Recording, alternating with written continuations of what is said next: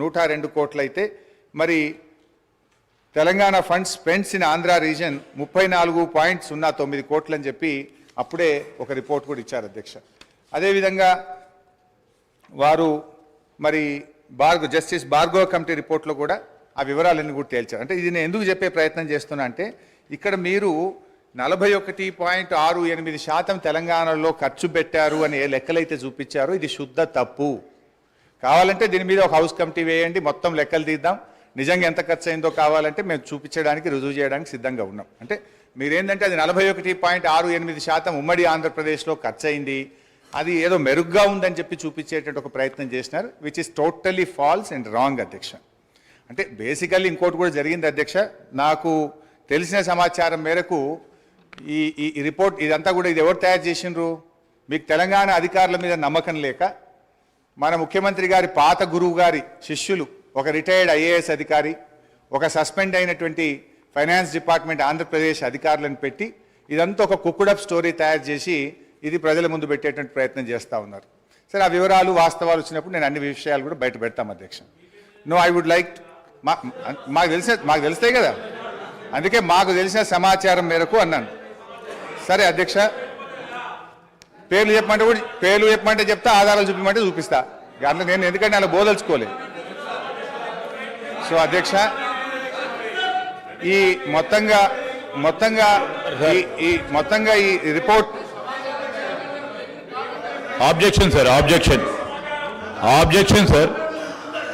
Sir, సమాచారం పూర్తి స్థాయిలో నిర్ధారణ చేసుకున్న తర్వాత ఫ్లోర్ మీద మాట్లాడితే బాగుంటుంది సార్. వారు సీనియర్ శాసనసభ్యులు నిరాధారమైన అంటే సత్యదూరమైన మాటలు చెప్పి సభను ప్రక్కదారి పట్టించే కార్యక్రమం చేస్తూ ఉన్నారు అధ్యక్ష. I would like to request use అధ్యక్ష, ఈరోజు లెక్కల తప్పు ఉంటే తప్పకుండా తప్పో ఒప్పో మా ఫైనాన్స్ మినిస్టర్ గారు తప్పకుండా చెప్తారు. కానీ ఎవరో ప్రిపేర్ చేశారు, ఎవరో ముందు పెట్టారు, ఏదో అపోగలదు. I request honourable member to withdraw the word sir, otherwise expunge from the records. Because sir పేర్లు చెప్పమంటారా? మరి పేర్లు కూడా చెప్పమంటారా అధ్యక్ష? నేను మాకున్నటువంటి సమాచారం మేరకు అని చెప్పానే తప్ప నేను పేర్లు చెప్పలేదు. సో అది ఒకవేళ తప్పు అయితే మీ సమాధానంలో తప్పని చెప్పండి. నేను I stand on my word అధ్యక్ష. అయితే ఈ రిపోర్ట్లో అధ్యక్ష, ముఖ్యంగా ఈ మొత్తం రిపోర్ట్ చూస్తే అధ్యక్ష, అంటే వాళ్ళు బేసికల్లీ ఏ అంశాల్లో అయితే ప్రభుత్వాన్ని తప్పుపట్టచ్చో లేదా గత ప్రభుత్వాన్ని తప్పుపట్టచ్చో, ఏ అంశాల్లోనైతే మనము మెరుగ్గా ఉన్నామని చెప్పే ప్రయత్నం చేసినారో ఒక కన్వీనియంట్గా దీన్ని తయారు చేసినారు. చాలా రంగాల్లో తెలంగాణ రాష్ట్రం అద్భుతమైనటువంటి గత 10 సంవత్సరాల్లో ప్రగతిని సాధించింది. అనేక విషయాల్లో కూడా మనం చాలా మెరుగ్గా ఉన్నాం అధ్యక్ష. కానీ వీళ్ళు తయారు చేసినటువంటి పట్టికలు చూస్తూ ఉంటే అధ్యక్ష, ఏవైతే వాళ్ళకి కన్వీనియంట్గా ఉంటాయో వాటిని చూపించేటువంటి ప్రయత్నం చేసినారు. నార్మల్గా అప్పులను ఎట్లా చూస్తామంటే డెట్ టు జిఎస్డిపి రేషియో చూస్తుంటాం. కానీ ఇక్కడ డెట్ టు జిఎస్డిపి రేషియో టేబుల్ను ఇందులో పెట్టకుండా డెట్ టు రెవెన్యూ రిసిప్ట్ చూపించే ప్రయత్నం చేసినారు. ఇప్పుడు అంతర్జాతీయంగా అయినా జాతీయంగా అయినా అప్పులను కొలిచే విధానము డెట్ టు జిఎస్డిపి రేషియో. కానీ ఇందులో ఆ టేబుల్ని ఎక్కడ కూడా చూపించకుండా డెట్ టు రెవెన్యూ రిసిప్ట్స్, అది కూడా ఒక కరోనా ఇయర్ 2021-22 కరోనా సంవత్సరాన్ని తీసుకొని దాని ప్రకారంగా ఇక్కడ చూపించేటువంటి ప్రయత్నం చేసినారు. వాస్తవానికి అధ్యక్ష, డెట్ టు జిఎస్డిపి రేషియో చూస్తే ఇది నా లెక్క కాదు అధ్యక్ష, రిజర్వ్ బ్యాంక్ ఆఫ్ ఇండియా ప్రకటించినటువంటి లెక్కలు. డెట్ టు జిఎస్డిపిలో చూస్తే అధ్యక్ష, అప్పులు తక్కువ తీసుకున్నటువంటి రాష్ట్రాల్లో కింది నుంచి మనం 5వ స్థానంలో ఉన్నాం. అంటే మనకంటే 22 రాష్ట్రాలు తెలంగాణ కంటే అప్పు ఎక్కువ తీసుకున్నటువంటి రాష్ట్రాలు ఈ దేశంలో ఉన్నాయి అధ్యక్ష. అందులో చూస్తే అధ్యక్ష, ఆ వివరాల్లోకి మళ్ళీ పోతే కావాలంటే ఈ టేబుల్ మీ ద్వారా గౌరవ ఫైనాన్స్ మినిస్టర్ గారికి, ప్రభుత్వానికి కూడా నేను ఇవ్వడానికి నాకేం అభ్యంతరం లేదు అధ్యక్ష. అదేవిధంగా అధ్యక్ష, ఇట్లా అనేక విషయాల్లో అప్పుల విషయంలో కూడా వాస్తవానికి మనకంటే ఎక్కువ అప్పులు తీసుకున్న రాష్ట్రాలు కూడా ఉన్నాయి అధ్యక్ష. మొన్నటిదాకా మరి కాంగ్రెస్ పార్టీ అధికారంలో ఉన్నటువంటి రాష్ట్రాలు, రాజస్థాన్ చూస్తే 2022-23 నాటికి 5,37,013 కోట్ల రూపాయల అప్పు. మరి అదేవిధంగా కర్ణాటక కూడా 5,35,157 కోట్ల రూపాయలు. కానీ ఇవన్నీ ఏంటంటే వాళ్ళు ఆ డెట్ టు జిఎస్డిపి రేషియోలో కానీ ఆ సంఖ్య పరిమాణం కానీ చూపించకుండా ఒక కన్వీనియంట్గా ప్రజల్ని తప్పుదో పట్టించే విధంగా ఒక కుక్డ్ అప్ స్టోరీ తయారు చేసే ప్రయత్నం చేసినారు అధ్యక్ష. అధ్యక్ష, అదేవిధంగా క్యాపిటల్ ఎక్స్పెండిచర్లో సరే వాళ్ళు చూపించిన లెక్క ప్రకారమే 54,000 కోట్లు గత 10 ఏళ్లలో క్యాపిటల్ ఎక్స్పెండిచర్ చేసినట్టుగా చూపించారు. కానీ తెలంగాణ రాష్ట్ర ప్రభుత్వం వచ్చిన తర్వాత గత 9 ఏళ్లలో 3,36,916 కోట్ల రూపాయల క్యాపిటల్ ఎక్స్పెండిచర్ జరిగింది. కానీ దీన్ని చూపించే ప్రయత్నం చేయరు. అంటే ఇలా ఎంత క్యాపిటల్ ఎక్స్పెండిచర్ జరిగింది, ఎటుపోయింది డబ్బంతా కూడా అంటే రేపు రాష్ట్ర అవసరాల కోసం, రేపటి భవిష్యత్ తరాల కోసం మేము ఆస్తుల కల్పన చేసేటువంటి ప్రయత్నం చేసినాం. కానీ వాళ్ళ దాంట్లో మరి ఇంత పెద్ద ఎత్తున క్యాపిటల్ ఎక్స్పెండిచర్ జరిగింది అని ఆ నివేదికలో చూపెట్టకుండా ఒక పక్షపాతమైనటువంటి నివేదికను చూపెట్టే ప్రయత్నం చేసినారు.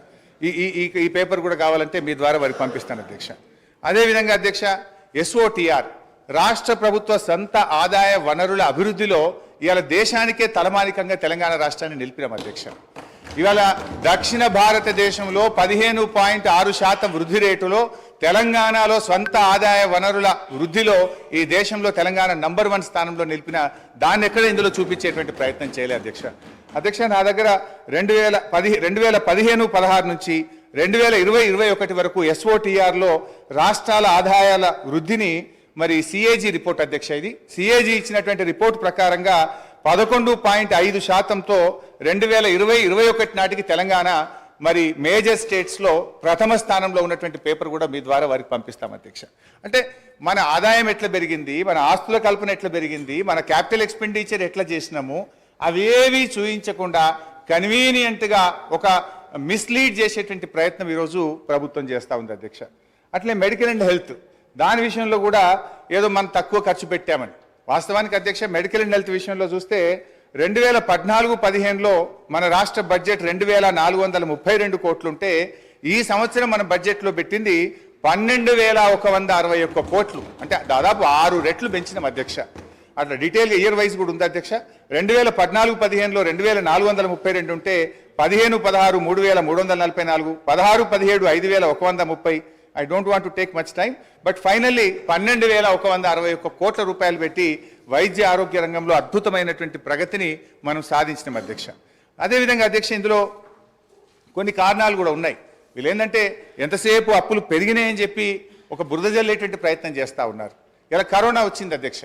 కేంద్ర ప్రభుత్వమే కొన్ని ప్రత్యేక పరిస్థితుల్లో కరోనా వచ్చిన 2 ఆర్థిక సంవత్సరాల్లో అన్ని రాష్ట్రాలని, ఈ దేశంలోని అన్ని రాష్ట్రాల్లో కూడా మీరు మరి మీ ఆదాయం తగ్గింది కనుక మీ రుణ పరిమితికి మించి మరి డబ్బు తీసుకొని రాష్ట్రంలో క్యాపిటల్ ఎక్స్పెండిచర్ చేయండి అని చెప్పి కేంద్ర ప్రభుత్వం వెసులుబాటు కల్పించింది అధ్యక్ష.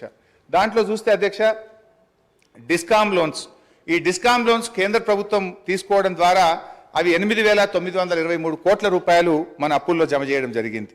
అదేవిధంగా ట్యాక్స్ డెవల్యూషన్లో 2019-20 సంవత్సరంలో ట్యాక్స్ డెవల్యూషన్ మీకు ఒక హక్కుగా రాష్ట్రాలకు వచ్చేటువంటి డబ్బు ఈ సంవత్సరం ఇవ్వలేకపోతున్నాం కనుక 1,435 కోట్ల రూపాయల్ని మీరు ఎఫ్ఆర్బిఎంలో భాగంగా తీసుకోమని చెప్పారు అధ్యక్ష. అదేవిధంగా 2019-20లో ఫైనాన్స్ కమిషన్ కూడా 0.25% ఎఫ్ఆర్బిఎంలో అదనంగా తీసుకోవడానికి అనుమతి ఇచ్చింది అధ్యక్ష.